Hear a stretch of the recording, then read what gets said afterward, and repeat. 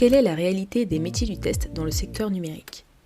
Dans Calisti, je vous propose de vulgariser toutes les questions liées à ces métiers, aussi bien pour les personnes qui démarrent dans le secteur, mais également pour des personnes plus expérimentées, et tout ça avec des invités incroyables qui partagent leur savoir et leurs expériences, parce qu'on gagne forcément à apprendre les uns des autres. Je m'appelle Nankeda, actuellement test lead dans une entreprise du service numérique, et je vous souhaite une excellente écoute.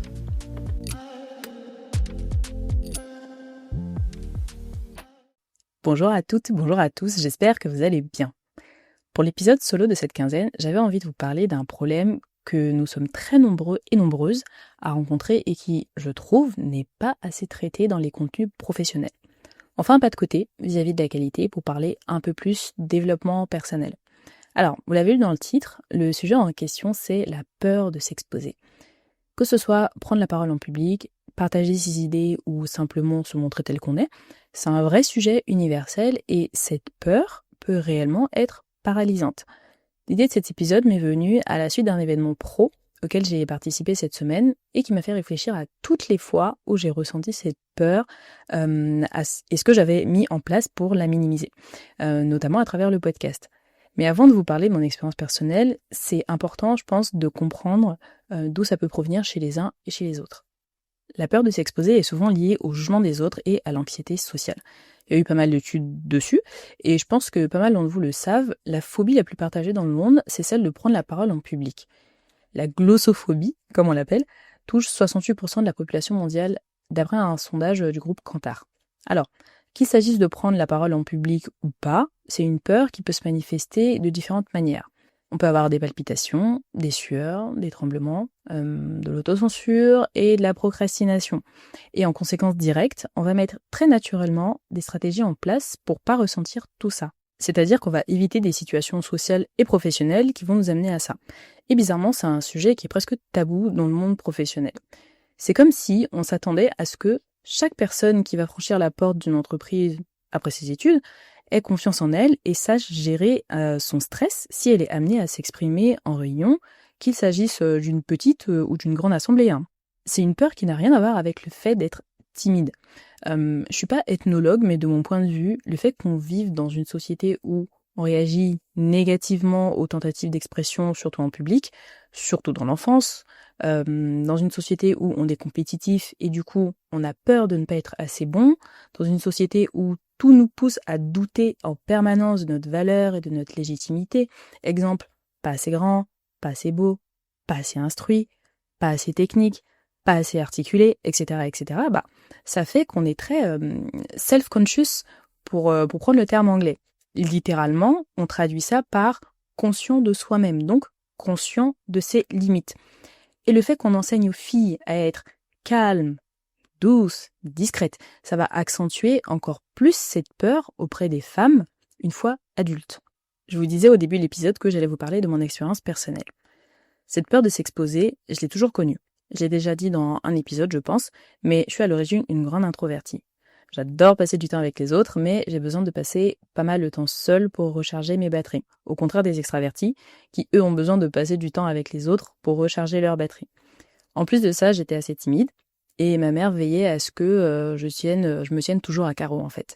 D'ailleurs, sur l'éducation, si vous êtes issu d'une culture africaine, je vais pas parler des autres que je connais pas dans le détail, mais dans la culture africaine, le poids du quand dira-t-on est très lourd.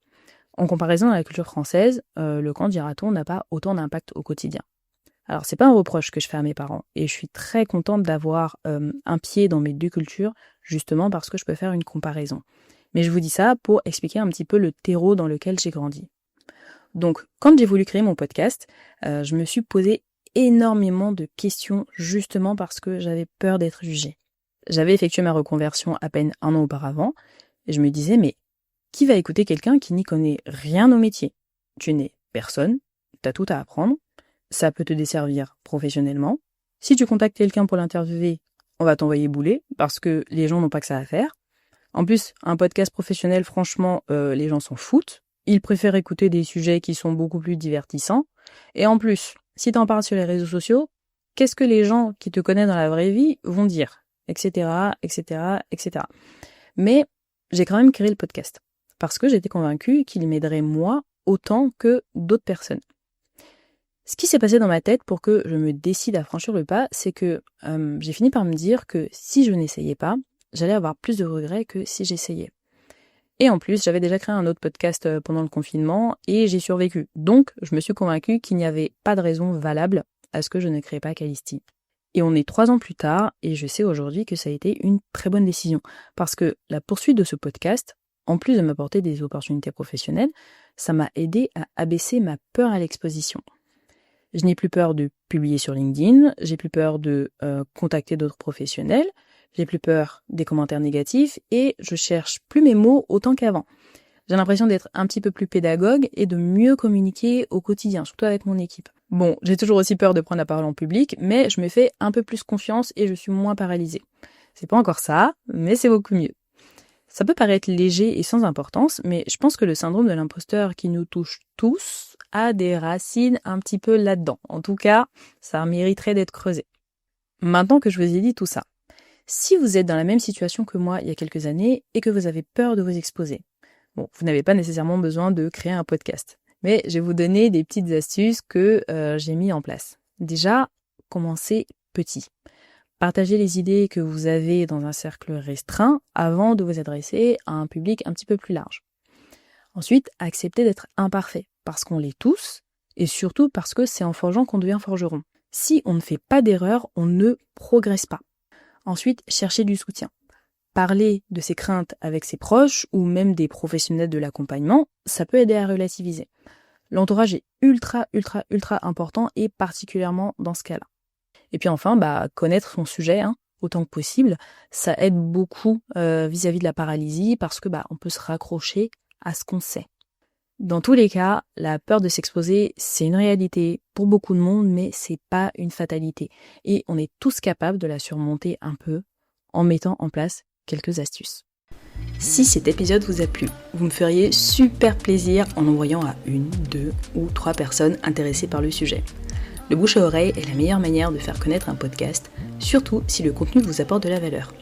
N'hésitez pas à me suivre sur les réseaux sociaux, à vous abonner au podcast pour être au courant de la mise en ligne du dernier épisode. On se retrouve dans 15 jours et d'ici là, portez-vous bien.